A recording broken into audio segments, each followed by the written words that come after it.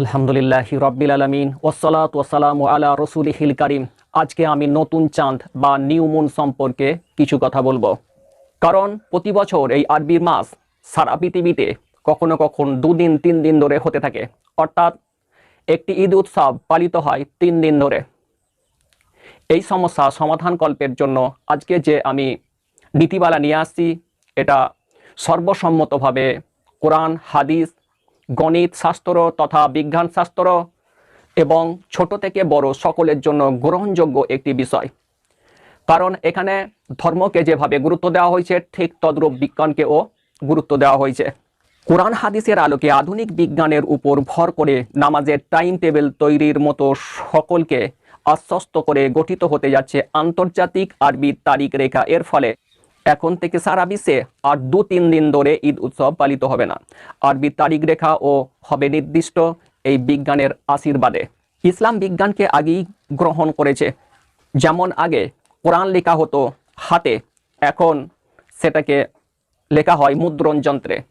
আগে কোরআনের জের জবর ছিল না, এখন সাধারণ মানুষের সুবিধার্থে জের জবর ব্যবহার করা হয়। আগে মানুষ হজ পালন করতো পায়ে হেঁটে, উট বা ঘোড়ার উপর সওয়ার হয়ে, এখন মানুষ হজ উদযাপনের করে প্লেনের উপর সওয়ার হয়ে। আগে মসজিদে আজান দেওয়া হতো উচ্চ আওয়াজে উঁচু জায়গা থেকে, এখন দেওয়া হয় তার পরিবর্তে মাইকের সাহায্যে। আগে নামাজ ও রোজার টাইম নির্ণয় করা হতো সূর্যের অবস্থান দেখে। কারণ এই সমস্ত জিনিসগুলোর সুবিধা অনেক বেশি ও নিখুঁত।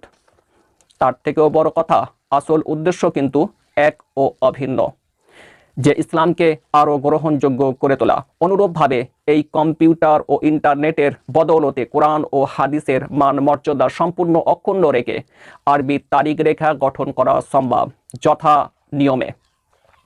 1 নম্বর, চাঁদ দেখতে হবে, তারপর ওই স্থানের দ্রাঘিমা রেখা নির্ণয় করতে হবে। 2 নম্বর, তারপর চাঁদের হিসাব করতে হবে ওই দ্রাঘিমা রেখাটি পৃথিবীর কোন কোন দেশের উপর দিয়ে গেছে। যে দেশগুলির উপর দিয়ে যাবে তাদের সকলেরই চাঁদ হয়েছে বলে ধরতে হবে। 3 নম্বর, তারপর ওই দেশগুলির পশ্চিমে যত দেশ আছে তাদের চাঁদ হয়েছে ধরে নিতে হবে, কারণ এটা একটি পরীক্ষিত বিষয় যা প্রমাণিত বহু আগেই বিজ্ঞ আলেমগণ দ্বারা। 4 নম্বর, আর এই একইভাবে চলতে থাকবে আরবি টাইম জোন বা আরবি তারিখ রেখা সারা বিশ্বে। ফলে আমরা দেখতে পাবো 24 ঘন্টার মধ্যেই আরবি তারিখ রেখা বা ইন্টারন্যাশনাল অ্যারাবিক ডেডলাইন ও অত্যন্ত সুচারুভাবে গঠিত হয়েছে। কোনোরূপ বিশৃঙ্খলা নেই আন্তর্জাতিক তারিখ রেখার মতো। ফলে আমরা দেখতে পাবো দুটি দেশের মধ্যে সর্বোচ্চ সময়ের পার্থক্য হবে মাত্র 24 ঘন্টা বা 1 দিন। 2 দিন বা 3 দিন হবে না, এটা নিশ্চিতভাবে বলতে পারি। বিষয়টা আরও একটু পরিষ্কার করে বলা যাক। ধরা যাক শ্রীলঙ্কার রাজধানী কলম্বোতে পৃথিবীর সর্বপ্রথম চাঁদ দেখা গেল। সুতরাং তার উত্তরে ভারত, চীনের পশ্চিম অংশ ও কাজাকিস্তান, রাশিয়ার পশ্চিম অংশ চাঁদ হয়েছে ধরতে হবে, কারণ ওই সকল স্থানগুলো একই দ্রাঘিমা রেখায় পড়ে। এই প্রসঙ্গে উল্লেখ্য যে শ্রীলঙ্কার দক্ষিণে কোনো রাষ্ট্র নেই, সুতরাং তা উল্লেখ করার প্রয়োজন নেই। এই দ্রাঘিমার পশ্চিমাংশে অবস্থিত সকল দেশ যেমন পাকিস্তান, আফগানিস্তান সহ আরবের সমস্ত দেশে চাঁদ হয়েছে ধরতে হবে, সাথে আফ্রিকা ও ইউরোপেও চাঁদ হয়েছে বলে গণ্য করা হবে। আর এই দ্রাঘিমা রেখাংশের পূর্ব দিকে যথা Bangladesh, Myanmar, Thailand, Sumatra, Mongolia সহ সমস্ত পূর্বের দেশগুলো পরের দিন চাঁদ দেখবে। এইভাবে গঠিত হবে আরবি তারিখ রেখা। উল্লেখ্য, এই রেখাটি প্রতি মাসেই পরিবর্তিত হবে, ফলে চাঁদের সাথে মানুষের একটা আত্মিক সম্পর্ক গঠিত হবে এবং ইসলামের মর্যাদা অনেকাংশই বৃদ্ধি পাবে। 1883 খ্রিস্টাব্দে ফ্লেমিংয়ের টাইম জোনের সর্বপ্রথম ধারণার ব্যবহার হয়। 1884 খ্রিস্টাব্দে ইন্টারন্যাশনাল ডেডলাইন প্রতিষ্ঠিত হয়। আজ 2020 সালে 136 বছর অতিক্রম করলো, তবুও আমরা এখনো আন্তর্জাতিক আরবি তারিখ রেখা বা ইন্টারন্যাশনাল অ্যারাবিক ডেডলাইন গঠন করতে পারিনি। কারণ একটাই, চাঁদ, সূর্য ও পৃথিবীর জ্ঞান অর্জন করিনি। বিজ্ঞানকে এই বিষয়ে ধর্ম থেকে সম্পূর্ণ বিচ্ছিন্ন রেখেছি। আমি যে বিষয়গুলি বললাম কিছু বিজ্ঞ আলেম আগেই বলেছে, কিন্তু যথাযথভাবে উপস্থাপন করতে না পারায় নতুন চাঁদ বা নিউ মুনকে বা নতুন মাসের চাঁদের প্রথম তারিখ রেখাকে চিহ্নিত করতে পারেনি, ফলে চাঁদের টাইম জোনকে চিহ্নিত করা যায়নি বা আন্তর্জাতিক আরবি তারিখ রেখা গঠন করা সম্ভব হয়নি। আর একবার দেখে নেওয়া যাক আরবির টাইম জোন কিভাবে গঠিত হবে। অমাবস্যার দিন পৃথিবীর কোথাও চাঁদ দেখা যায় না, তারপর চাঁদ আস্তে আস্তে বড় হয় এবং এক সময় চাঁদ দেখার উপযুক্ত হয় এবং পৃথিবীর কোনো এক স্থান থেকে তা দেখা যায়। যে জায়গায় চাঁদ দেখা যায় ওই স্থানটি যে দ্রাঘিমা রেখায় অবস্থিত, সেই দ্রাঘিমা রেখায় অবস্থিত সমস্ত দেশ বা স্থানের চাঁদ হয়েছে ধরতে হবে। তারপর তার পশ্চিমের সমস্ত স্থানে চাঁদ হয়েছে ধরতে হবে। যেমন শ্রীলঙ্কার রাজধানী কলম্বোতে চাঁদ দেখা গেলে তার উত্তরে ভারত, চীন, কাজাকিস্তান, রাশিয়ায় চাঁদ হয়েছে ধরতে হবে। এর দক্ষিণে কোনো দেশ নেই, আছে ভারত মহাসাগর।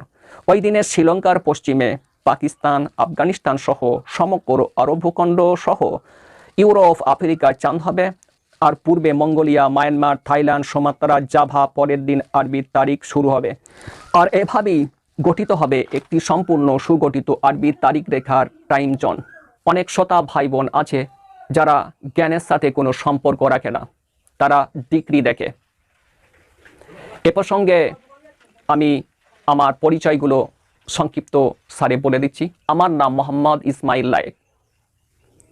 আমি 1996 বিবেকানন্দ কলেজে ম্যাথমেটিক্স নিয়ে পড়াশোনা করেছি। পরে 2000 সালে লকটে নাদোয়াতে আরবি নিয়ে পড়াশোনা করেছি। তারপরে আমি ল্যান্ড সার্ভে পড়াশোনা করেছি। আজকের যুগে মানুষ যেভাবে ডিগ্রিকে শ্রদ্ধা করে, সেরকম সন্তুষ্টজনক কোনো ডিগ্রি আমার নেই। তবুও যারা জ্ঞানকে ভালোবাসে, জ্ঞান সম্পর্কে জানতে চায়, তাদেরকে আমি বলবো আপনারা আমার ফেসবুকে চলে যান ismail.laek এবং আমার ইউটিউবের চ্যানেলের নাম ভয়েস অফ ইসমাইল। ধরা যাক পৃথিবীতে সর্বপ্রথম নতুন চাঁদ দেখা গেল শ্রীলঙ্কার রাজধানী কলম্বোতে।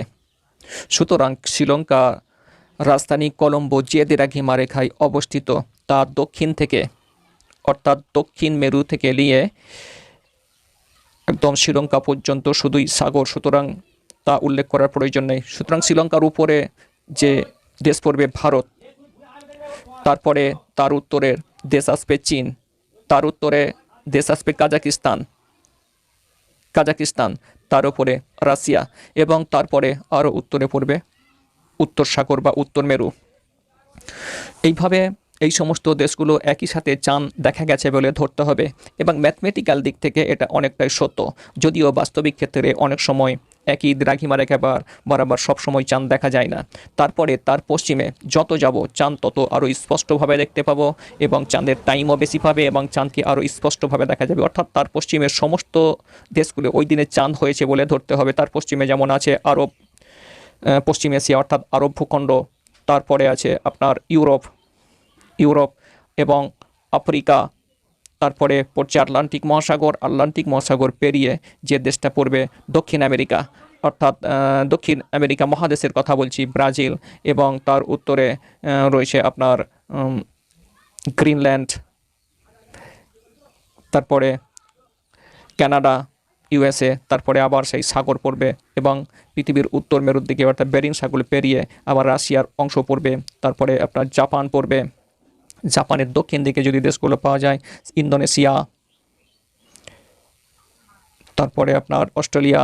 এইভাবে পৃথিবীর সমস্ত দেশের চাঁদগুলো পরের দিনে দেখতে পাওয়া যাবে। আবার পরের দিন যথারীতভাবে আবার দ্বিতীয় দিনে চাঁদ কলম্বো দেখা যাবে, ভারতে দেখা যাবে এবং তার উত্তরে দেশসমূহে দেখা যাবে পাকিস্তান বা এই সমস্ত দেশগুলো দেখা যাবে। এভাবেই একটি টাইম চক্র সম্পূর্ণ হতে থাকবে। পবিত্র কালাম পাকে আল্লাহ পাক চাঁদ সম্পর্কে বলেন, ইয়াসআলুনাকা আনিল আহিল্লাতি কুল হিয়া মাওয়াকিতু লিন-নাসি ওয়াল হজ। অর্থাৎ আল্লাহ পাক রাসূলুল্লাহ সাল্লাল্লাহু আলাইহি ওয়াসাল্লামকে উদ্দেশ্য করে বলছেন, তোমার নিকট তারা জিজ্ঞেস করে নতুন চাঁদের বিষয়ে, বলে দাও যে এটি মানুষের জন্য নির্ধারণ এবং হজের সময় ঠিক করার মাধ্যম। আল্লাহ পাক কালাম পাকে অন্যত্রে ঘোষণা করেন, ফামান শাহিদা মিনকুম শাহরা ফালিয়াসুম। এখানে আল্লাহ পাক বলছেন, কাছেই তোমাদের মধ্যে যে লোক এ মাসটি পাবে সে এ মাসে রোজা রাখবে। এই আয়াত দুটি থেকে সহজেই বোঝা যায় যে চাঁদ আল্লাহ পাকের একটি খাস নিদর্শন, যার দ্বারা হজের সময় নির্ধারণ করা হয়। এখন দেখা যাক বুখারী ও মুসলিম শরীফের একটি হাদিস। হাদ্দাসানা মালিকুন আন নাফিন আন আব্দুল্লাহ ইবনে ওমর আন্না রাসূলুল্লাহি সাল্লাল্লাহু আলাইহি ওয়াসাল্লাম যাকারা রমাজান فقال لا تصوموا حتى تروا الهلال ولا تفطروا حتى تروه فإن غم عليكم فاقدروا له। রসুল্লাহ সাল্লাল্লাহু আলাইহি ওয়াসাল্লাম রমজানের আলোচনা করে বলেন, চাঁদ না দেখে তোমরা সওম পালন করবে না এবং চাঁদ না দেখে ইফতার করবে না। যদি মেঘাচ্ছন্ন থাকে তাহলে সময় পরিমাণ পূর্ণ করবে। এই হাদিসটির শেষ অংশে সামান্য মতভেদ রয়েছে।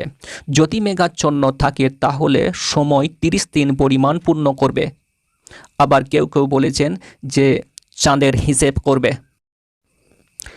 আল কোরআনের একটি আয়াতের ব্যাখ্যা যেমন একাধিকভাবে হয়ে থাকে, ঠিক তেমনি এক্ষেত্রেও এই হাদিসটি একটি গুরুত্বপূর্ণ অর্থ বহন করছে, অর্থাৎ এখানে বিভিন্ন অর্থ প্রকাশ করছে। এখানে বলা হচ্ছে ফাইন গুম্মা আলাইকুম ফাকদুরুলাহ, অর্থাৎ চাঁদ যদি মেঘাচ্ছন্ন থাকে বা দেখা না যায় তাহলে তোমরা উহার হিসাব করবে।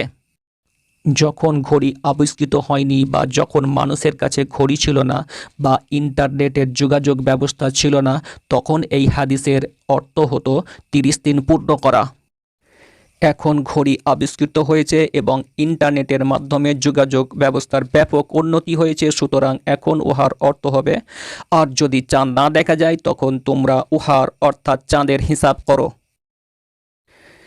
এই হাদিস শরীফে ফাইন গুম্মা আলাইকুম ফাকদুরু লাহু, এই হু জমিরটি অর্থাৎ প্রোনাউন বা সর্বনামটি যদি না থেকে সাহার বা মাস শব্দটি উল্লেখ করা থাকতো তাহলে 30 দিন পূর্ণ করা বুঝতো।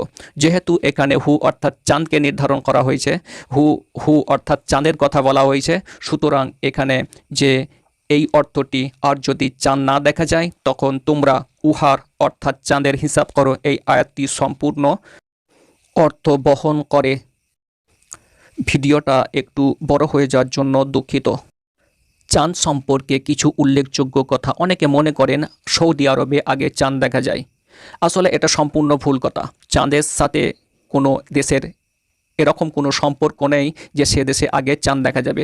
আসল ব্যাপার হলো যে দেশটি পশ্চিমে অবস্থিত সেখানে চাঁদ দেখার সম্ভাবনা বেশি। চাঁদের টাইম জোনের ক্ষেত্রে নতুন চাঁদ বা পূর্ণিমা চাঁদের মধ্যে কোনো পার্থক্য নাই, শুধু তফাৎ হলো নতুন চাঁদ সূক্ষ্ম হওয়ার কারণে সামান্য মেঘাচ্ছন্ন কারণে বোঝা যায় না, কিন্তু পূর্ণিমার চাঁদকে পরিষ্কারভাবে বোঝা যায়। উল্লেখ্য, পূর্ণিমার চাঁদ আর সূর্যের টাইম জোনের মধ্যে কোনো পার্থক্য নেই। অর্থাৎ পূর্ণিমার চাঁদ যেমন পশ্চিম দিকে একটার পর একটা দেশের অতিক্রম করে, ঠিক নতুন চাঁদ ও পশ্চিম দিকে একটার পর একটা দেশ অতিক্রম করতে থাকে। শুধু পার্থক্য যত চাঁদ সময় পাবে চাঁদের আকার আকৃতি গাণিতিকভাবে বৃদ্ধি পেতে থাকবে। উল্লেখ্য, পৃথিবী হতে চাঁদ সূর্যের সাপেক্ষে আপেক্ষিকভাবে পূর্ণ একটি পরিক্রমা করে 29.53059 দিনে, অর্থাৎ এটাই হলো চন্দ্রমাস। পৃথিবী হতে চাঁদ যখন সূর্যের সামনের দিকে চলে আসে তখন 1 দিন সময় পরিমাণ পৃথিবীর কোথাও হতে চাঁদকে দেখা যায় না। তারপরে চাঁদ যত সময় পায় তা আস্তে আস্তে দেখার উপযোগী হয় এবং যখন সেটা কোনো জায়গায় দেখা যায় সেটাই হলো নতুন চাঁদ। এই নতুন চাঁদকে পৃথিবীর যে কোনো জায়গা হতে সর্বপ্রথম দেখা যেতে পারে। তবে পৃথিবীর যে প্রান্ত হতেই চাঁদকে প্রথম দেখা যাক না কেন তার পশ্চিমে দেশগুলোতে চাঁদ দেখার সম্ভাবনা তত আরও বেড়ে যায়।